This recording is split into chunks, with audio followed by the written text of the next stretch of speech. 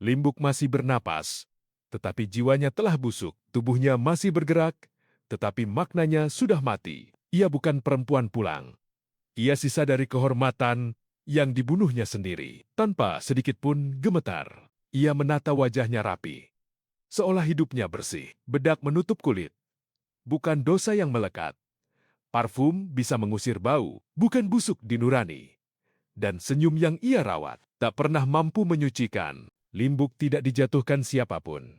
Ia sendiri yang merunduk kepada hasrat paling rendah. Ia sendiri yang membuka pintu untuk kegelapan.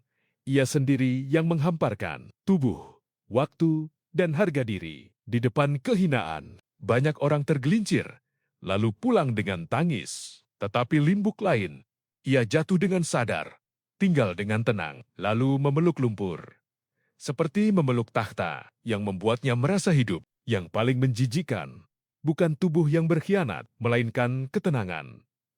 Setelah semuanya terjadi, Limbuk masih bisa duduk diam. Masih bisa menatap biasa, seolah tak ada jiwa yang ia sembelih diam-diam. Doa masih lewat di bibir. Namun langit tak lagi singgah. Tangannya masih terlipat. Namun hati itu koyak. Ia menyebut nama Tuhan dengan mulut yang sama. Yang lama menyimpan dusta, seperti menyimpan madu hitam. Limbuk menukar yang suci dengan yang murahan. Menukar rumah dengan lorong kehinaan. Menukar makna dengan sentuhan sebentar. Menukar kehormatan dengan lapar yang tak beradab. Dan ketika semua retak, ia tidak merasa ngeri. Limbuk justru tetap anggun.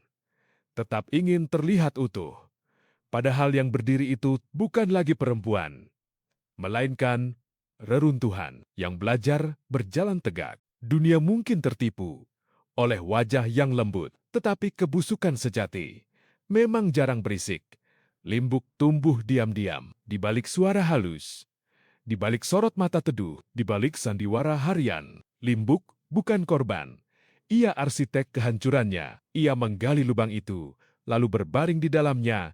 Ia memilih lumpur daripada cahaya pulang, lalu menamai kebinasaan dengan kata cinta. Pada akhirnya, yang paling pantas dikasihani bukan aku yang ditikam pengkhianatan, melainkan Limbuk yang hidup begitu lama tanpa mampu menjaga sisa hormat pada dirinya sendiri. Sebab orang yang dikhianati masih bisa bangkit, masih bisa pulang kepada dirinya sendiri, masih bisa berdiri meski hati penuh abu.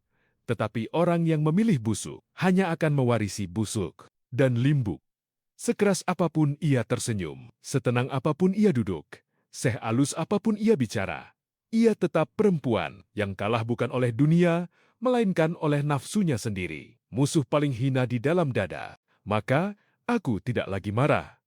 Aku hanya melihat jelas ada manusia yang jatuh dan ada manusia yang menjadikan jatuh sebagai cara hidup.